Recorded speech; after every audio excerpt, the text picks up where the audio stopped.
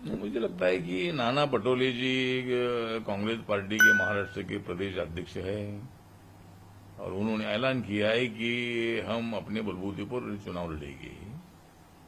मुझे लगता है कि वैसी कांग्रेस पार्टी की जो ताकत है, शक्ति है, ये शक्ति एनसीपी, शिवसेना से भी बहुत कम है और अपने बलबूते पर लड़ने से उनको कोई फायदा होने वाला ही नहीं है।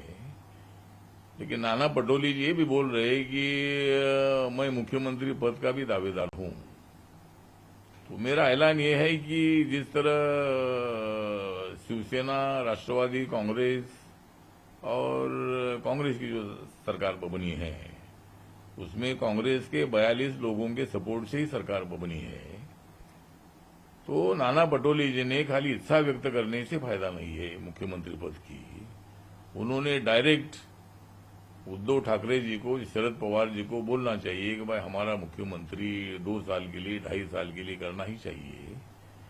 और अगर मुख्यमंत्री पद नहीं मिलता है तो कांग्रेस ने सरकार का सपोर्ट निकालना चाहिए।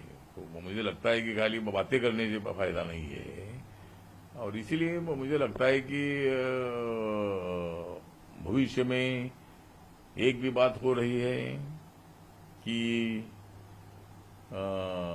प्रशांत किशोर जी शरद पवार साहब से मिले हैं और पूरे देश भर में अपोजिशन का गठबंधन करने की शायद बात हो चुकी है। लेकिन देश की स्थिति आज ऐसी है कि ऑल अपोजिशन इकट्ठा नहीं आ सकता है। एक बाजू में शरद पवार के नेतृत्व में गठबंधन होगा या सोनिया गांधी, राहुल गांधी के नेतृत्व में गठबंधन होगा, तो ये सब अपोजिशन इकट्ठा नहीं आ सकते हैं। और जो पार्टियां एनडीए में नहीं है, ऐसी बहुत सारी पार्टियां नरेंद्र मोदी जी के नेतृत्व को सपोर्ट करती है। लोकसभा में, राज्यसभा में जब बिल पास होता है तो सरकार का सपोर्ट करने वाली भी अपोजिशन पार्टियों में बहुत सारी पार्टियां हैं। तो अपोजिशन का इतना बड़ा संगठन स्ट्रांग आज की स्थिति में नहीं हो सकता है और 2024 के चुनाव में नरेंद्र मोदी जी के नेतृत्व में ही सरकार बनेगी। और महाराष्ट्र की जो राजनीति है, बीच में माननीय उद्धव ठाकरे जी दिल्ली आकर माननीय नरेंद्र मोदी जी, प्रधानमंत्री जी से उनकी बात हो चुकी है और नरेंद्र मोदी जी के साथ शिवसेना के अच्छे संबंध रहे हैं, बाला साहब ठाकरे जी के साथ भी उनके अच्छे संबंध रहे हैं।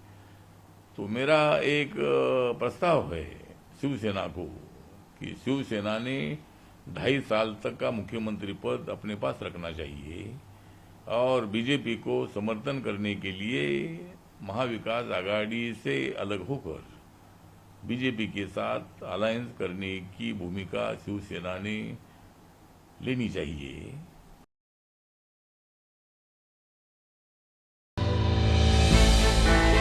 हमने की गलती फिर एक बार, कोरोना ने किया दोबारा प्रहार। मास्क, 2 गज दूरी, करें अपनी सुरक्षा पूरी। कोरोना टीका हम सबको लगाना है, मिलकर साथ समझदारी से कोरोना को हराना है।